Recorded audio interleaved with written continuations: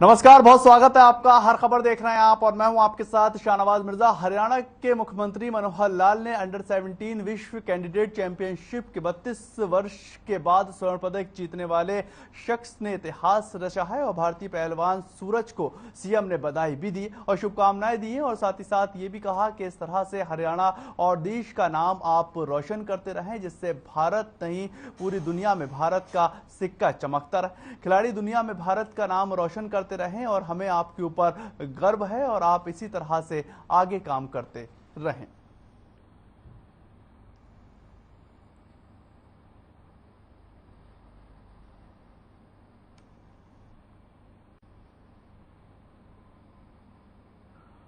उधर चरखी दादरी के लघु सचिवालय परिसर में जिला कष्ट निवारण समिति की बैठक का आयोजन किया गया है, जिसमें मुख्य अतिथि हरियाणा के कृषि मंत्री जयप्रकाश दलाल ने शिरकत हासिल की है और जिला कष्ट निवारण समिति के कुल 11 मामलों की सुनवाई की गई, जिससे सीवर व्यवस्था, पीने के पानी सहित कई समस्याओं को लेकर लोगों ने अपनी शिकायतों को दर्ज भी करवाया है और कृषि मंत्री जयप्रकाश दलाल ने मौके पर पहुंचकर मामले की सुनवाई करते हुए अधिकारियों को जल्द से जल्द समाधान करने के निर्देश भी दिए। कृषि मंत्री ने कहा कि सरकार की ओर से सभी वर्गों का ध्यान रखने के लिए कई जनकल्याण योजनाएं चलाई जा रही हैं, जिसका सभी लोगों को फायदा मिल सके, इसको लेकर नीतियां भी बनाई जा रही हैं।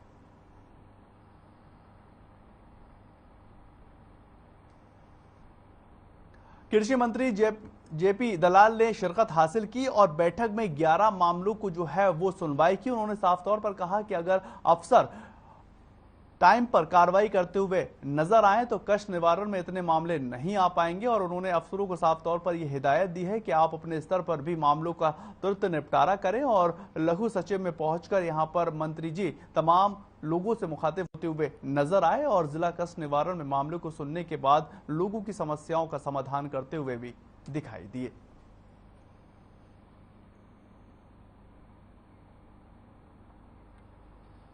उधर पलवल से खबर है, जहां पर हरियाणा कांग्रेस पार्टी प्रदेश अध्यक्ष उदयमान ने कहा कि भारतीय जनता पार्टी की सरकार ईडी का लगातार दुरुपयोग कर रही है। उन्होंने ये भी कहा कि राजनीतिक वजह से सरकार लगातार विपक्षी नेताओं पर झूठे मुकदमे दर्ज करवा रही।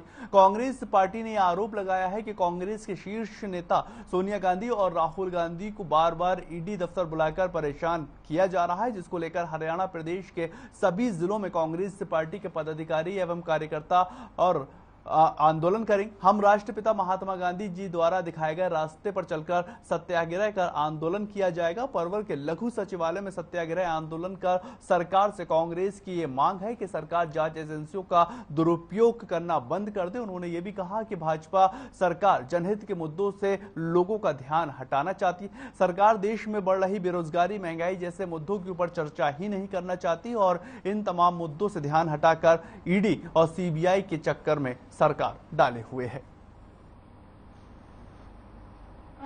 तो ये सोचने का विषय है।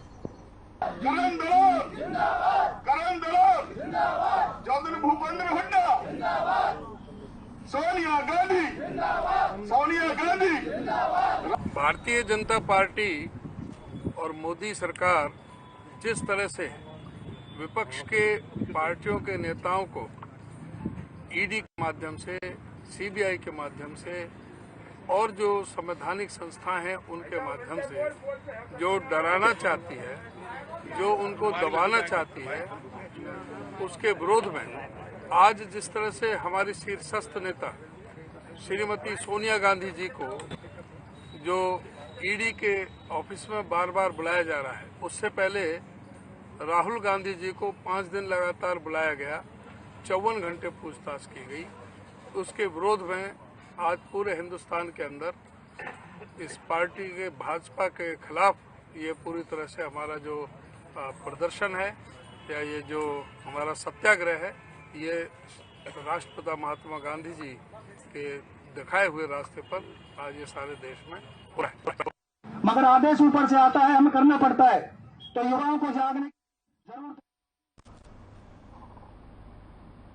उधर राहुल और सोनिया गांधी से ईडी की पूछताछ के विरोध में देश भर के अंदर कांग्रेस पार्टी सरकार के खिलाफ प्रदर्शन करती हुई नजर आ रही है और पानीपत में भी कांग्रेस के वरिष्ठ नेता दीपेंद्र बुल्ले शाह की अगुवाई में कांग्रेस कार्यकर्ताओं ने संविधान चौक लालबत्ती पर सरकार के खिलाफ जमकर प्रदर्शन किया। कांग्रेस के नेता बुल्ले शाह ने कहा है कि जांच एजेंसियों का सरकार दरअसल दुरुपयोग कर रही है और सरकार के इशारे पर राहुल गांधी और सोनिया गांधी को पूछताछ के बहाने बार बार बुलाया जा रहा। उन्होंने ये भी कहा कि जब तक सरकार तानाशाही अपनी बंद नहीं कर देती तब तक कांग्रेस का प्रदर्शन शांतिपूर्वक तरीके से लगातार जारी रहेगा और हम इसी तरह से अपना आंदोलन भी दर्ज करवाते रहेंगे। जो हमारी कांग्रेस की प्रधान है सोनिया जी, उनको रोज बुला के ईडी में 6-6, 8-8 घंटे परेशान करते हैं।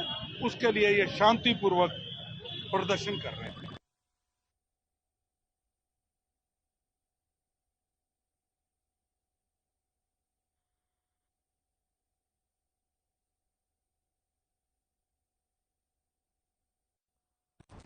उधर चरखी दादरी जिले के गांव झुझू कलहा में जिला स्तरीय बिजली महोत्सव कार्यक्रम का आयोजन किया गया है और इसमें वाडा विधायक नैना चौटाला ने मुख्य अतिथि के रूप में शिरकत हासिल की।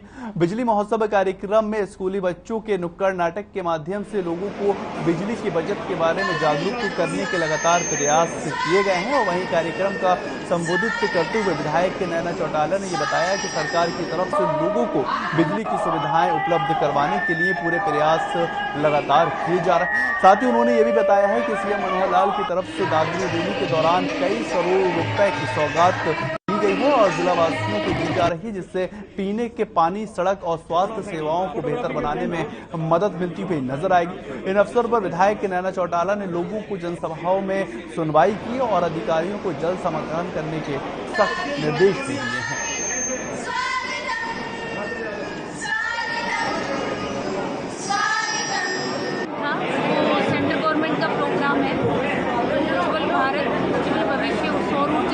संबंधित प्रोग्राम है। हमारे एससी आए हुए हैं कुलदीप जी और उनकी पूरी टीम जो हमारे दादरी जिले की है, बिजली से संबंधित जितने भी अधिकारी रणवीर जी सारे यहाँ आए और इससे ये है कि हम सौर ऊर्जा को ज़्यादा से ज़्यादा ग्रामीण क्षेत्र में जो सोलर प्लेट्स है हमारी उसको लगाकर हम बिजली को बहुत हद तक बचा सकते हैं।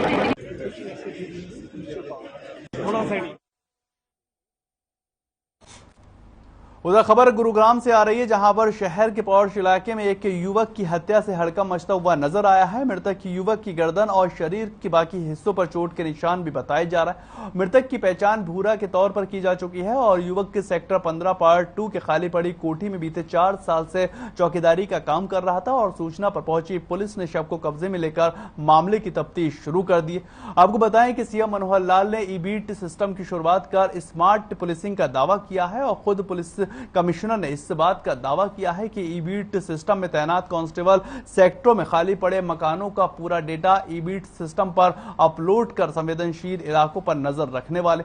लेकिन 2 दिन बाद ही एक ऐसे खाली पड़ी कोठी में चौकीदार की हत्या से पुलिस विभाग की पोल खुलती हुई नजर आई है। गुरुग्राम की ये पूरी घटना है, जहां पर साइबर सिटी के नाम से गुरुग्राम को जाना चाहता है और मृतक के शरीर पर काफी चोट के निशान भी आए और इससे पहले पुलिस इस बात को लेकर आश्वस्त थी कि साइबर सिटी गुरुग्राम के अंदर क्राइम जो है वो कंट्रोल हो चुका है और पुलिस अब आरोपी जो है वो पुलिस से भागते हुए नजर आए। लेकिन ये मामला आने से पुलिस की कार्यशैली को लेकर भी सवालिया निशान खड़ा हो रहा। मृतक के शरीर के ऊपर चोट के निशान है और 4 साल से वो वहां पर चौकीदारी किया करता था। प्लॉट नंबर 687 में एक लड़का चौकीदार था, पूरा नाम का, वो रहता था। उसके सर पे किसी ने चोट मार रखी है जिसकी मौत हो चुकी है। किसके साथ रहता था सर वो? ये पिछले 5-6 साल से रहता था, अकेला रहता था।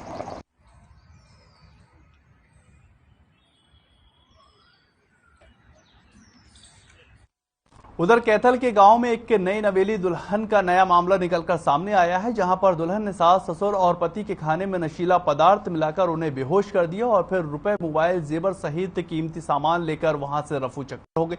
वहीं नशे के हालत में हाई वोल्टेज में सुबह परिवार के सदस्य जब जागे तो पड़ोसियों ने उन्हें अस्पताल के अंदर भर्ती भी करवाया और महिला के पति की शिकायत के आधार पर पुलिस ने केस को भी दर्ज कर लिया है और पुलिस दुल्हन की तलाश कर रही है।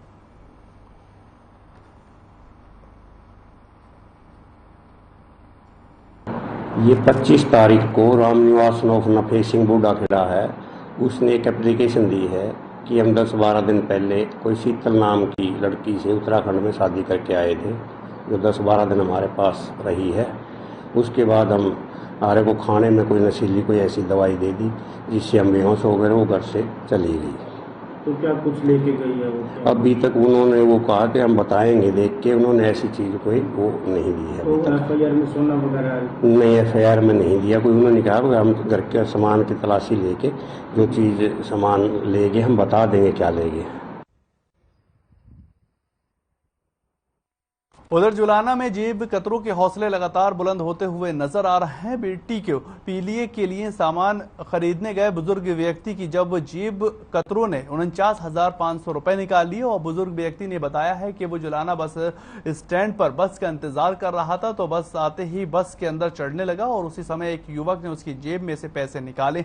जब वो बस के अंदर सवार हुआ तो उसे अपने पैसे का एहसास हुआ, जिसके चलते उसने तुरंत चालक को गाड़ी रोकने की हिदायत दी, लेकिन जब तक युवक मौके से फरार हो चुके थे और पूरी वारदात सीसीटीवी कैमरे में कैद हुई, जिसमें एक युवक बुजुर्ग की जेब से पैसे निकालता हुआ साफ तौर पर दिखाई दे रहा है और जुलाना थाना प्रभारी सरमजीत ने व्यक्ति की शिकायत पर मामला दर्ज कर लिया है और आगे की कार्रवाई कर रही है।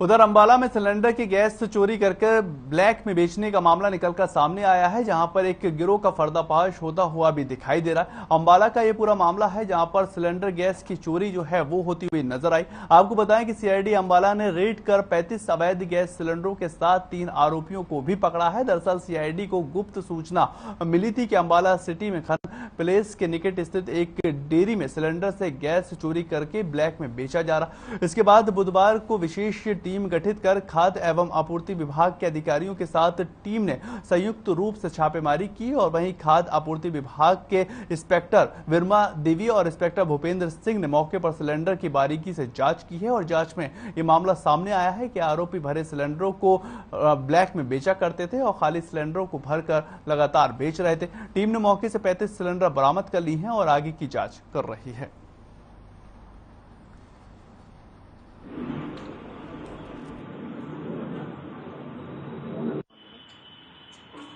नहीं होके जाएगी पूरी गैस नहीं हुआ करती। कितने के लोग इस वक्त हैं जो यहाँ पर मौजूद थे? एक बंदा पकड़े, एक आदमी। और भी लोग शामिल हो गए? पीछे बंदे तो है, क्यों ये मेन बंदा तो मिला ही नहीं। मेन बंदे से तो हमारा कोई कांटेक्ट नहीं है।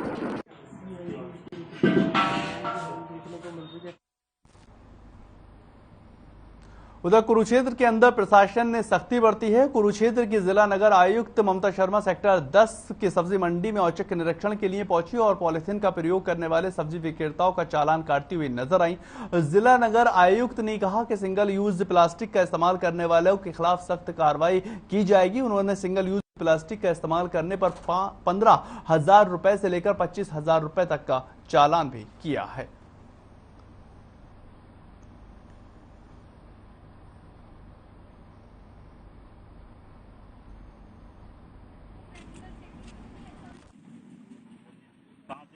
जैसे कि हम सबको पता है कि 1 जुलाई से सिंगल यूज प्लास्टिक जो है बैन है, तो उसी के रिगार्डिंग हम उसी दिन से जो है चेकिंग वगैरह कर रहे हैं और पहले हमने लोगों को अवेयर किया काफ़ी कि ये प्लास्टिक यूज़ ना करें।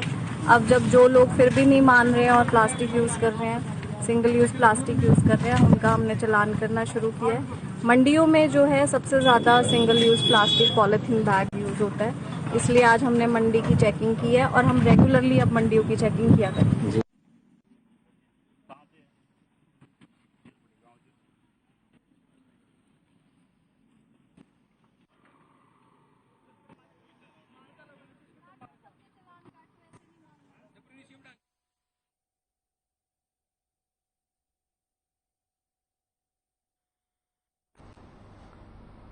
उधर नारनौल में काफी तेज बारिश हुई है, जिससे काफी गांवों में जल भराव देखने को मिल रहा है। गौशाला गांव में स्थित प्राथमिक स्वास्थ्य केंद्र और अनेक गांवों के निचले हिस्से में जल भराव होता हुआ नजर आया। गांव के राजकीय वरिष्ठ माध्यमिक विद्यालय में भी जल भराव होता हुआ दिखाई दिया है और दोनों स्कूलों में 3 से 4 फीट स्कूल में पानी भरता हुआ नजर आया, जिसके कारण दोनों स्कूलों की सरकार को छुट्टी करनी पड़ी। लेकिन प्रशासन ने 1 सप्ताह बीत जाने के बावजूद भी पानी निकासी का कोई भी प्रबंध नहीं किया और सरकारी स्कूलों पर गेट पर ताला लटका हुआ दिखाई दे रहा है और बच्चों की पढ़ाई भी बाधित हो रही है।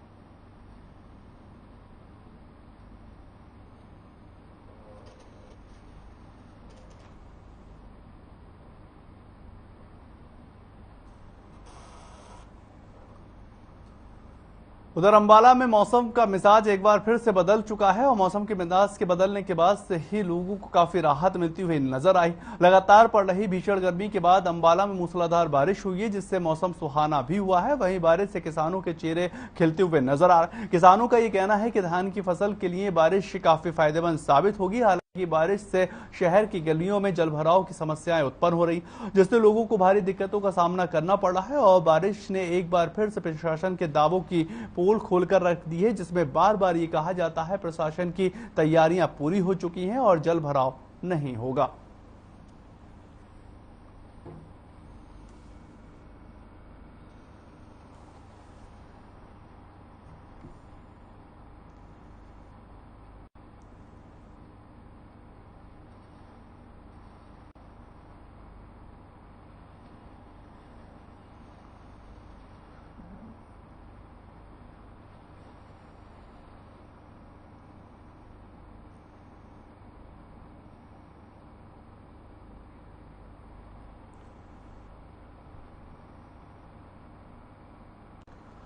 उधर हरियाणा राज्य में भी जमकर बारिश हो रही है। हिसार में भी लगातार बारिश हुई है। मानसून 30 जून के प्रवेश को लेकर 27 जुलाई तक हरियाणा राज्य में 202.1 मिलीमीटर बारिश को दर्ज किया गया है, जो सामान्य बारिश से 12% ज्यादा बताई जा रही।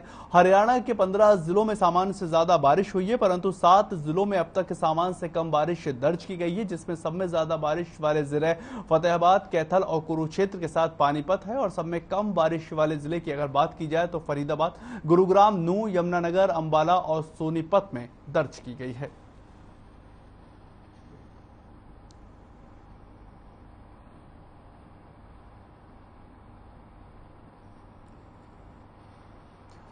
हिसार की तस्वीरें आप देख रहे हैं, जहां पर भारी बारिश जो है वो होती हुई नजर आ रही है, लेकिन कई क्षेत्र ऐसे हैं जहां पर औसतन बारिश को दर्ज कम की गई है और प्रदेश में तेज बारिश के आसार जो हैं वो लगातार बने हुए हैं। कहीं पर जल निकासी की समस्या हो रही है तो कहीं फसलों को बहुत ज्यादा फायदा होता हुआ नजर आ रहा है और इससे किसान बहुत ज्यादा खुश होते हुए नजर आ रहे हैं। भीषण गर्मी के बाद हरियाणा के हिसार और साथ ही साथ तमाम क्षेत्रों के अंदर तेज बारिश होती हुई नजर आई है और औसतन 12% से ज्यादा कई क्षेत्रों में बारिश होती हुई नजर आई और कई जिले ऐसे हैं जहां पर औसतन बारिश कम औसतन हुई है और इससे लोगों को काफी दिक्कतों का सामना करना पड़ रहा है।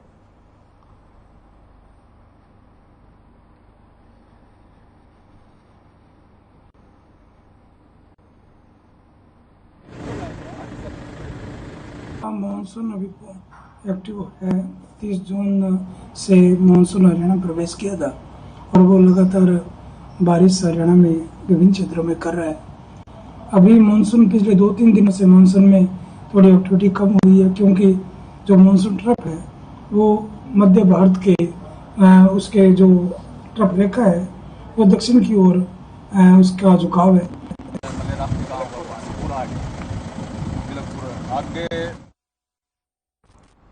उधर खबर जुलाना से है, जहां पर कस्बे का सामुदायिक अस्पताल में परिसर में पानी भरा हुआ है और इसी के चलते मरीजों को काफी दिक्कतों का सामना करना पड़ रहा है और पानी के अंदर से होकर गुजरना पड़ता है। कई बार तो बाइक के सवार पानी में गिर चुके हैं और वहां पर चोटिल होते हुए भी नजर आए, लेकिन अभी तक इसका कोई भी समाधान होता नहीं नजर आया है। मरीजों के साथ साथ अस्पताल के स्टाफ को भी पानी से गुजरना ही पड़ रहा है और मिली जानकारी के अनुसार अस्पताल स्टाफ भी उस पानी से ही गुजर रहा है, जिससे काफी दिक्कतों का सामना करना पड़ रहा है।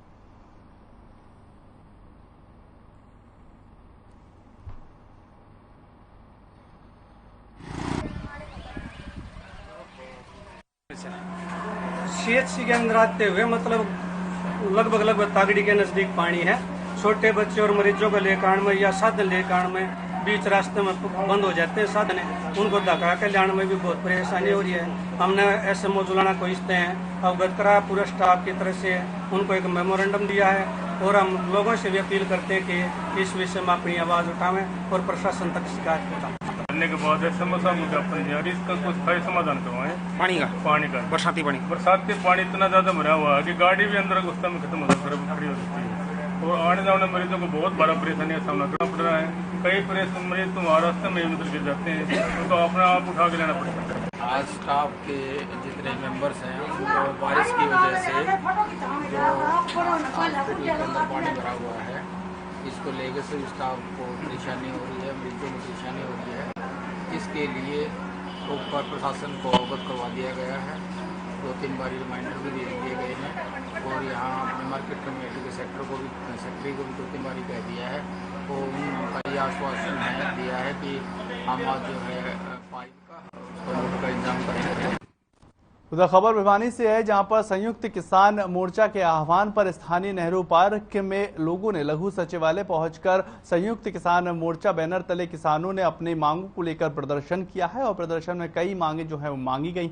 उपायुक्त के जरिए राष्ट्रपति को ज्ञापन तक सौंपा गया है और संयुक्त किसान मोर्चा ने कहा कि MSP की संवैधानिक गारंटी दी जाए और ठेका प्रणाली को बंद किया जाना चाहिए और युवाओं को स्थायी रोजगार दिया जाना चाहिए।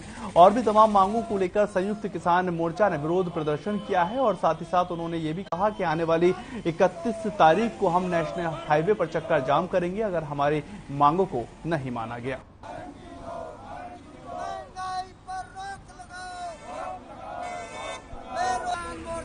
ये संयुक्त मोर्चा के आह्वान पर आज ये प्रदर्शन है। एक 3 हमारे स्टेप के प्रोग्राम है, जन जागरण अभियान चलाना है और आज हमने राष्ट्रपति के नाम से ज्ञापन देंगे और 31 तारीख को जाम करेंगे। उसके बाद में संयुक्त मोर्चा का जो भी कॉल आएगी हम लगातार इस संघर्ष को जारी रखेंगे जब तक MSP गारंटी नहीं होती, सारे मुकदमे वापस नहीं होते, केंद्रीय मंत्री जो टैनी है गृह मंत्री उसको बर्खास्त नहीं करता और भी मांगे किसानों पूरी नहीं होती, हमारा संघर्ष जारी रहेगा।